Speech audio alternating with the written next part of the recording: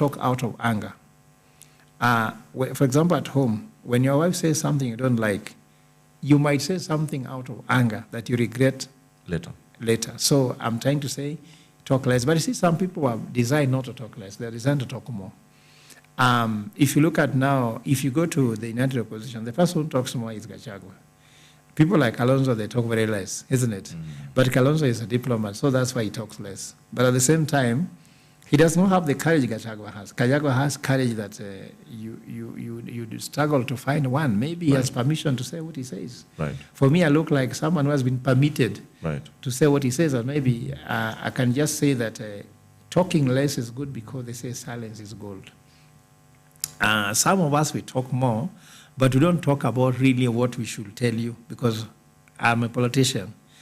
When I talk much, maybe I'm saying that words were discovered to hide everything. Do you know why words were discovered? To hide what people mean. There's always a deeper meaning in it. So you have to see what is not being said. Right. For people who are talking much, you have to know what are they not saying. So what is not being said is more important than what is being said. Okay. So that's what I'm saying, talk less so that people don't see so much. Right. Yeah. A big concern that I've noticed, Prof, with the current political wave that we're seeing, right, is that we are not seeing a lot of values-led conversations with our leaders. I mean, in the sense that, trying to talk about integrity issues, try to talk about, such kind of value-led conversations. Yeah. Ni tu, unaleta maendeleo uleti, unaleta nini? And, at a time where, especially that we are seeing a lot of chaotic scenes as far as the education sector is concerned, as far as any other sectors as well. Why are we not, why is this a big concern? Why that our politicians cannot have value-led conversations in the political rallies? Yeah, you see, in the last few years, we have continuously elected poor quality politicians as compared before. And I want to take you back a little bit in history. Could you imagine a parliament where Raila Odinga was an MP? Shikuku was an MP. Name those guys, people like Kijana Wamalwa. Right. Can you imagine that parliament? It was very vibrant, very Orengo was an MP. Chaotic. Nyong'o was an MP. You see, sometimes we can see people fighting left, right, but now look at the current parliament. Someone called them Tugege. You know what Tugege is in Kikuyu? Please educate me. Tugege means very many people who are actually very useless in terms of value they can offer. They say when you are called Tugege means that the numbers that you have, right, even if you are 1 million people, right, you are as useless as even 0 people. Right. So this Tugege in parliament, imagine, look at the finance bill they passed.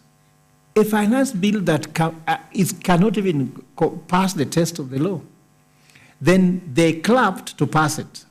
Then the president rejected, then they clapped for him. Those are people, they cannot reason by themselves, isn't it? So that's the challenge we have. How many politicians can reason on their feet? Or how many of them want to go with the wave? We have elected some people who their manifesto is just praising another person. Like in Mombasa, some people became governors by just saying ODM Raila Amolo Odinga. And I'm happy that this era has ended. Right. Either or it's gone. This era is gone. 2027, Kenyans are going to elect you based on what you can say. This is a political shift, right? Yes, there's going to be a political... Actually, Luo Nyanza is where issues are. Like, for example, do you know somebody like Anyang' Nyong'o or Orengo have never gone through a nomination to get a party ticket? Never. So what's going to happen is they have to face that, isn't it? How will they handle it? You come to a place like, you go to a place, for example, in Bakassi East. Right. I know Babu Owino is very strong. Did Babu Owino go through competitive nomination to get the ODM ticket? So now he has to do that, isn't it? Jalango has to find how to get his ticket here, not going to Karen. You know, everyone used to go to Karen and carry that Nerali goat, you know, that white goat? Right. And some briefcase. So whom are you going to give the money now? In Odinga family, do you give the money to Ida? Do you give to Oburu Odinga? Do you give to Jaoko? Do you give to Junior? Do you give to Winnie? Do you give to Rosemary? So will you have 10 briefcases? So the confusion that has been created might be good for this country. Right. So that we can see who emerges as a leader. And I believe that I'm also trying to, we've spent some time doing public or civic education, and I would like to congratulate Science TV to continue passing the message to Kenya to understand that what kind of leaders do you need? Right. And I want the conversation to shift from political to economic. Because when conversation shifts from political to economic, then vision comes in. I've been seeing politicians very comfortable discussing about small things, like you elect someone because he's insulting people. Right. Like when I was growing up, there are some people who became MPs by just insulting Moi. Just insulting Moi only made people's career. I'm also sure there are some people in Mount Kenya who became very powerful just by insulting Raila Odinga. No, somebody, you know, if you are from Mount Kenya and you say Raila Odinga ni mganga nini, yo uganga walisika Raila Odinga na waganga. Then you come later to apologize. Yes, I used to tell people, please leave Raila Odinga alone. It's just that people don't understand Raila Odinga. Then Raila Odinga had this gift in him. He never went to the media to explain himself. He just said, okay, do what you want. Tomorrow you see him doing what he wants to do. But he could not be able to explain himself. So for now, for the first time, citizens of the Republic of Kenya, you have to ask yourself, will you fast? Will you fast for one day or one night and elect the right leader to pay the cost, the price of a good leader? Right. Or will you want to be fed by handouts and bad words and tribalism, and then after that, for 5 years again, you start crying whom you elected? Exactly. Look at their qualification. Like I've seen some people here wanting to run for governor in Nairobi. Some of them have no qualification, even academic qualification. And you'll ignore it by saying, oh, you know, kila mtu anaweza nini. Hawezi. If someone does not even, if someone cannot be able to get a seaplane in high school, can you understand the budget of a county? I know somebody I know somebody trying to run for MP of Nairobi who got an E in high school. You know, E means that you didn't even sit for the exam. It's like you, even someone who didn't sit for exam gets an E. Right. So even someone who didn't go to school has an E. So if someone got an E seriously, how can such a person say they can become the governor of Nairobi? Do you know how complex the problems of Nairobi County is? Right. Can that person understand how even to ensure Nairobi is safe? Even if he is given security brief, can they understand security brief? Someone who gets an E in high school. So as far as I'm concerned, let us really do due diligence of the leaders we elect. Let us not assume. I'm not saying that everybody must be educated. No. Right. But I'm trying to say, can you give somebody who has basic qualification even to understand? Like, you know, the budget for this country is 4.3 trillion, isn't it? Yeah. How many MPs, if you ask them just in a snapshot, how many zeros are in 1 trillion? They might not know, isn't it? So then why are you surprised when that money cannot be accounted for? I mean, then the conversation should then shift to even us, the common mwananchi, the citizens who are coming out, and I hope Pale Nyambani, from wherever you are watching us from, tayari you have that voter registration. You know, you are eligible to make your voice and your action needed. And Bill, just to tell you an example, we're talking about Singapore. Singapore voted the most qualified economist in the last election, isn't it? And the guy who turned around Singapore was someone who understood economics. Now for us, we are voting the most qualified politician to run our offices, isn't it? And that's why my brother PLO says that you put hyenas to be in charge of the goods. Then why do you complain your goods have been eaten? You have already decided the fate of the good before even the goods even gets a chance. So according to me, why don't we stop tribalism? I know people say that's impossible. It's impossible if all of us says no. And people say, why can't tribalism end? They just need one person to say no to tribalism. Then it ends. Let's say if one person says no, I say no, she says no, the other person says no, it ends. But we are believing that tribalism is something we don't like, then we believe it can't end. Shares. Corruption is something we hate, but we believe it can't end, isn't it? Nepotism is something which we hate, but it can't end. No. Light the first candle. Don't throw the first stone. When you light the first candle, you become the bearer of that good news that corruption can end, that tribalism can end, and that Kenya deserves much better. And lastly, what's the Kenyan vision? It's unfortunate people don't talk about that. Singapore has a vision. We don't have to take Singapore's vision. That's why I don't like when Mr. President has continued saying, we want to be like Singapore, because the president is not an ambassador of Singapore to Kenya. Right. Let Singapore sell its own agenda. We cannot be selling Singapore agenda throughout the world. American has American dream. What is the Kenyan dream? Vision 2030 was there. Africa has Agenda 2063. How are we using this to move forward? That's why at LDP we believe on prototypes, evolve as an economic model where Kenya needs to evolve into world class, not first class, but world class economy. Right. So I'm sure when you start debating about the vision, people say you are too academic. No. Why? What's wrong with being academic? You understand? Then if I've seen some people actually being very schizophrenic, that the same when I was campaigning in Uganda to become an MP, then I sat somewhere, then one of my supporters was saying, let us elect Professor as the MP. He's highly educated. No, he's a professor. Then another woman stood in the podium and says, we cannot elect somebody based on being a professor. Kama hana kitu kutata kukula, hakuna haja. Sivyo? So the mentality... Yes, so then the next day, I think 2 days later, this woman called me and told me, Professor, could you give me some money? I take my son to school. Then I asked her, seriously, if you believe that a professor is useless, the only usefulness in a professor is it should give you money, isn't it? Then you're telling me to invest money in the education for your child. And you are really sure you want the child to be educated so that someone can despise him like me? Why don't you find a way your child can become wealthy? Maybe he can sell drugs, isn't it? He can do something else. So I'm trying to say that we dismiss academics. Then once we have chosen out without having considered academics, then you start crying. Like if you go to some counties, they smell just like the brain of the county governor smell.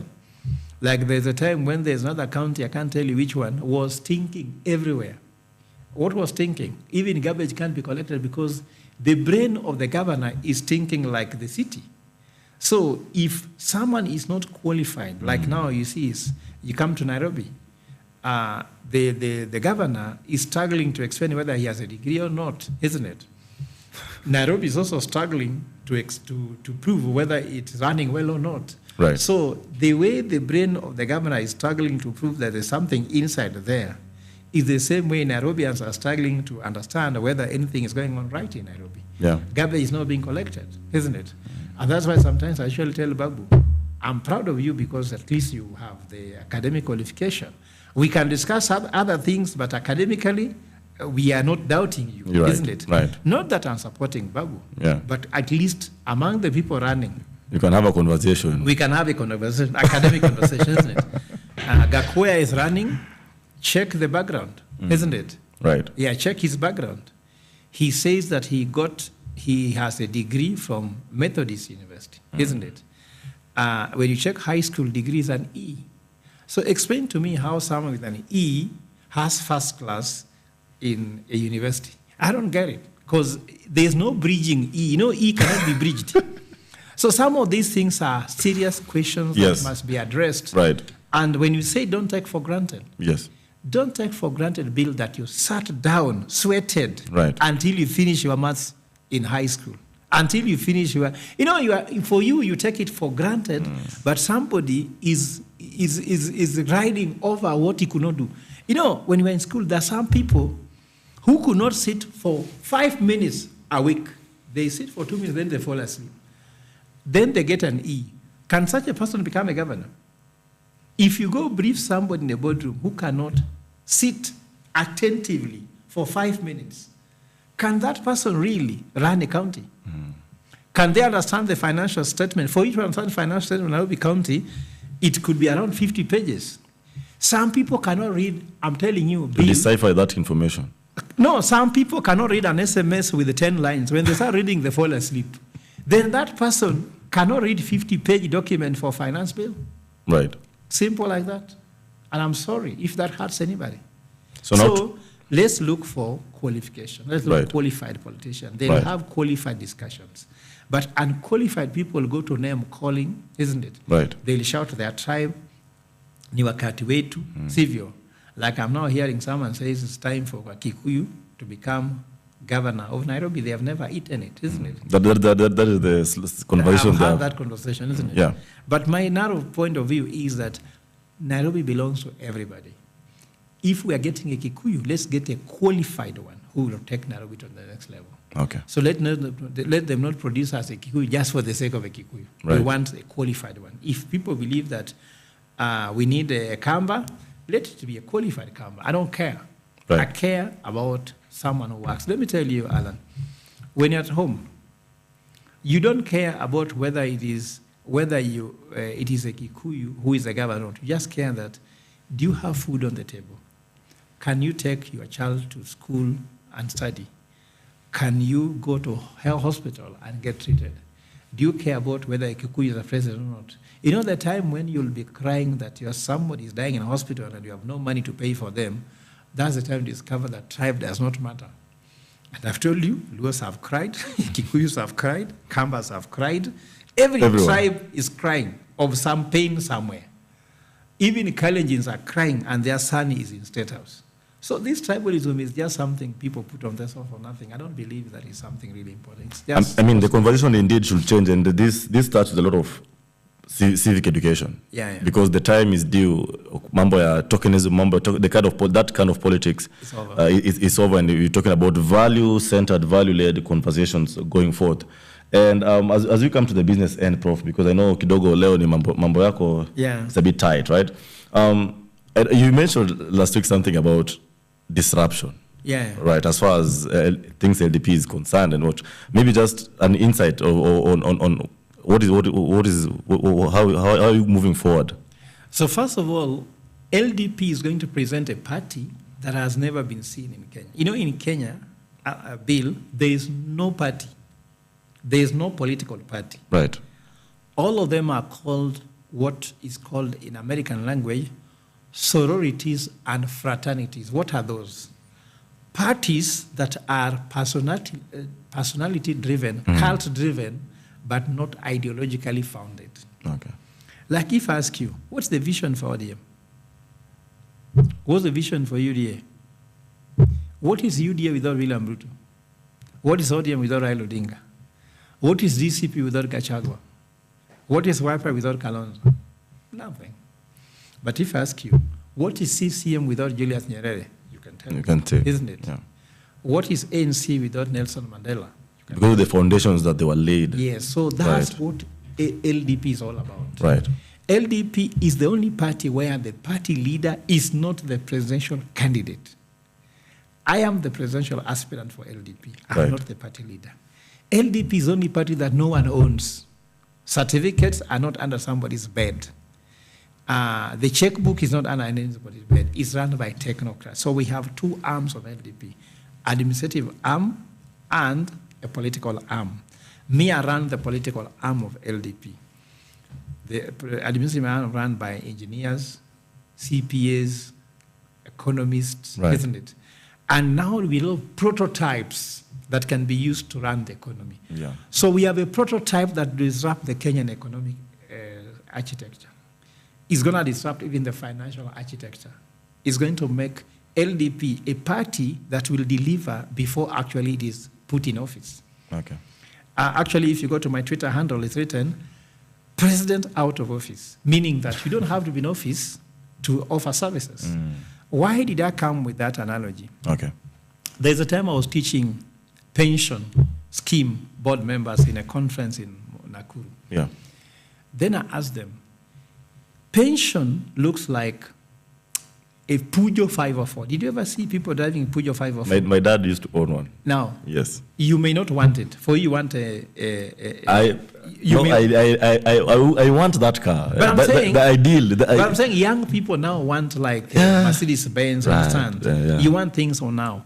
So a pension scheme run in the era of your father looks like a pig. Right. A pig can only be eaten when it's dead, isn't it? But we are looking for leaders who can be eaten when they're still alive. For example, there are some leaders who you can only enjoy what they have when they're in office. But there's a leader who can be out of office, but they still have influence in society. Right. That's what LDP is championing leaders. We are mentoring young people. Like the summit we have in Catholic University on 29th and 30th of April. Right. You'll see young people there to take care of the fourth industrial revolution, which is taking place. We don't want Africa to catch up. We want Africa to rewrite it. Right. We want Africa to build the global financial architecture. Africa, not that Africa will be catching up with what's happening. Remember, every time there's economic transformation in the world, it has been done by infrastructure. Like building roads opened up infrastructure. Right. Airlines, you understand? Right. Now we are not building roads, we're not building airlines, we are building the financial rails, isn't it? That can transform this world in a way that you can't imagine. And I don't want to talk too much about it, because I'm the founder of this summit. You'll see serious press releases talking about how LDP is going to champion the fourth industrial revolution. Right. And that fourth industrial revolution is so real that I don't even understand why people are not seeing it. Okay. But I want to take this to young people, because in our evolved economic model, O talks about optimized talent.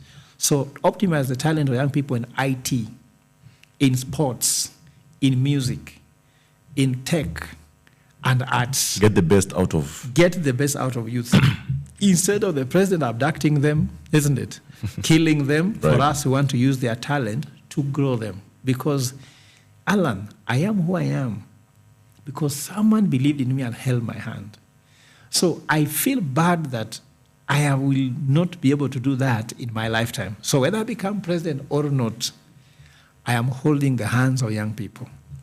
Remember, I have mentored so many people. Okay. Do you know James Mwangi of Equity Bank was my student in Strathmore? Indeed. Yes. Do you know Robert Kibara? The CEO of Housing Finance was my student, and I mentored him to become a CEO. Wonderful. I've mentored the CEO of Khan General. Right. I've mentored over 37 CEOs. But now we want to convert this network we have into job creation for young people. We are promising that after this launch, we're going to create 100,000 jobs for Kenya, 3 million jobs in Africa, because this is Africa Digital Asset Summit. It's promising to give 3 million jobs to Africa, 100,000 jobs in Kenya. And these jobs, I want to distribute them very equally, whereby nationally there are 100. In the county, I take 100 divided by 47, so that every county is given without thinking about I come from Luanyans, I don't know, I grew up in Mombasa, I don't know, I live in Nairobi, I don't care. Yeah. I just want to ensure that every county is given equally. So I know, of course, people talk about some counties are less populated. Me, I don't want to go that. I'm not the one who gave them 47. Then after dividing to 47, I moved to every sub-county equally, to every ward equal, to every polling station. That way. So in this way, we will be doing better than the so-called Nyota Fund, because Nyota Fund is an extractive service. We want something productive. You know, when you give these young people a job where they earn 50K per month, and they'll earn it whether you're in office or not.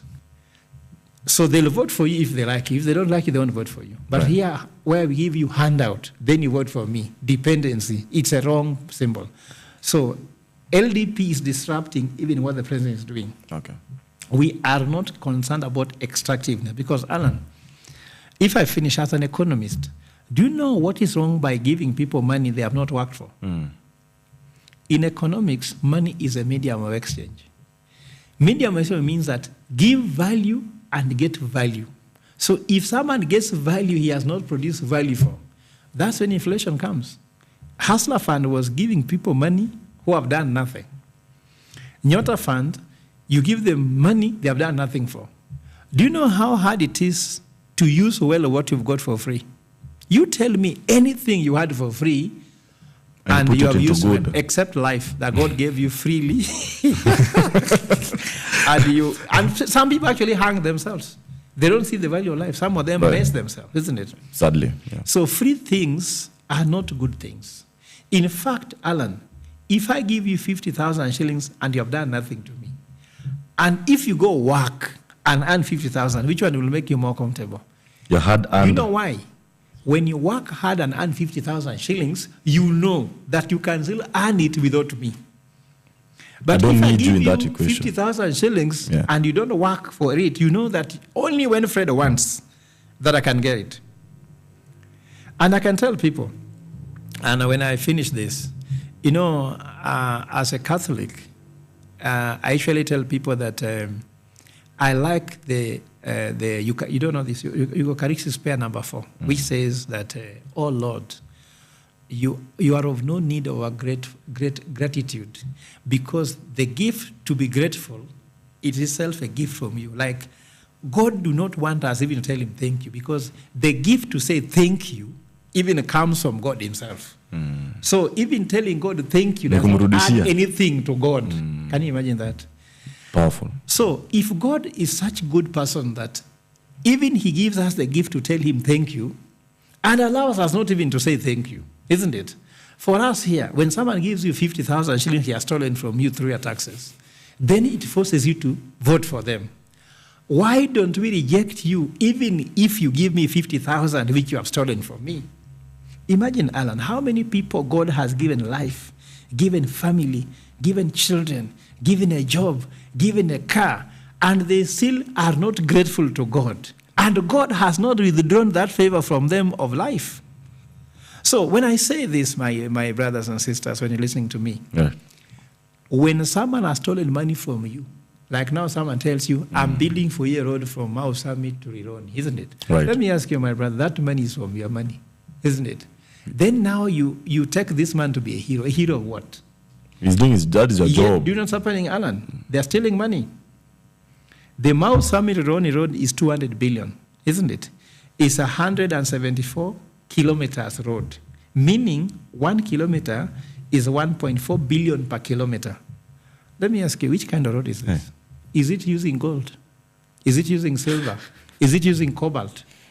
Is it not just using sand, ballast, isn't it, and cement? Right. So then you praise him for building that road? No. Go back again to Eucharistic prayer number 4. Right. You do not need our gratitude, oh Lord, because the gift to be grateful itself is a gift from you. Why? How much do you want to thank God if you can vote for someone who has stolen your money and build for you a road at 10 times the price? Right. But God has given you life with no condition, and you paid nothing. Yet you cannot go to church on Sunday. Yet you can't say your rosary. You get my point? And I end by saying I'm really inspired, Alan, with what Pope Leo the 14th has written, his first encyclical, which is the reason why we are hoping that we do this summit in Catholic University. Yes. The Pope's first letter to the world is apostolic exhortation for the love of the poor. I just wish people can understand what the Pope means there. Real love for the poor. Do you really love the poor? Preferential treatment for the poor, that anything you do, where is the poor? For us, when we form government, where is the poor? When we are selling Safaricom, how do you think about the poor? When we are doing laws, how do you think about the poor? You know, the Pope says in everything that you do, where is the poor? Because what's happening? Happy are the poor in spirit, the kingdom of God belongs to them, isn't it? Yeah. So if you don't think of poverty in your life, don't think about poverty in your spirit, poverty of vision that we have in Kenya, poverty of vision. If we don't think about those poverties we have, little poverties, poverty in the family, where you are a husband who is not responsible at home, you are a wife who do not care, you are a child who do not behave, you are a Kenyan who do not see Kenya as his country.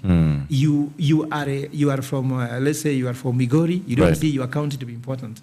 That's what we call poverty. The Pope does not talk about poverty only because of lacking, but poverty in terms of being able to produce something that can help other people and lift them up. Right. For me, I love it because I can tell you, when we reflect on the poverty, preferential treatment for the poor, the real love for the poor, right, we can make this world better. But every time we find rich people, they keep rich people's family company. Poor people, if you want to go anywhere, the doors are locked for you. Opportunities are not there for you. Right. In education and healthcare. So the real love for the poor is factor in the poor person in everything you do. Like you see, Science TV is here to ensure that when we communicate to people, we don't only talk to people who can hear us, Right. but even people who speak sign language. Right. So you can see that Science TV is living the Pope's calling, Right. preferential treatment for the poor. You know that not everybody listens to Fred Ogola directly. And that's why we have my sister there, Right. trying to ensure that this message goes to even the people who are disadvantaged just because of, let's say, language, isn't Right. it? And our sign language reaches them. Right. So anytime we do everything and we factor in the poor, this world can be better. But if everything we do, we only bring in the people who are well off, who are rich, then the poor get poorer and the rich gets richer. That's why we have a president who has got a cabinet that everybody is a billionaire, isn't it? If you are appointed that cabinet, how many people can you transform from a village? But a rich person like Joe, even if he's in the cabinet for 50 years, which life can he transform? Because his friends are rich, isn't it? I mean, yeah. His family is rich. But for you, my brother, ukiwa CSI, I'm sure Kwa ground nyumbani. your village will feel it, isn't it? So we're saying that everything we do bring in the poor, Right. find a love for the poor. Right. And that's why when someone asked me the other day that, Professor Ogola, why do you think you're qualified to become the Kenyan president? I told them, I have 4 things that nobody has. One is that I'm a Jesuit educated. Jesuits are the best educators in the world. Second, I am actually Mill Hill formed. Mill Hill missionaries form people on strong values. Third, I am a Opus Dei modeled. In fact, the founder of Science TV was working with Opus Dei. Maybe he's Opus Dei. And then lastly, I'm St. Francis inspired. So when you're St. Francis inspired, molded by Opus Dei, formed by Mill Hill, and then Jesuit educated, I think you must be an all-rounder. Wonderful. And that's what I'm talking about, quality of politics stations you want to bring to the table. Right. Who understands poverty, Yeah. who understands also academic. I also understand what wealth it is to do. I'm not just understanding poverty, I also understand wealth creation. Yes. When you bring all these together, Right. then we can actually have leadership that can advance, not leadership that actually can be progressive. Progressive. From political enlightenment to spiritual enlightenment. Yeah. Ladies and gentlemen, Professor Fred Ogola, LDP presidential aspirant, political commentator, thank you so much for your time this morning. Thank you very much. Hopefully, same time, same place next week. Yeah. To endelea to dispense that kind of knowledge that you have. And as we continue talking about the kind of conversations that we are reaching for, the value-led conversations as far as politics is concerned. Because honestly speaking, ladies and gentlemen, it's about time that we move from the kind of the tokenism kind of leadership that we are seeing left, right, and center. Sindio? Thank you. Wonderful. We're taking a quick break. When we get back, I'm taking you through the dailies and the sports sector as well. Don't go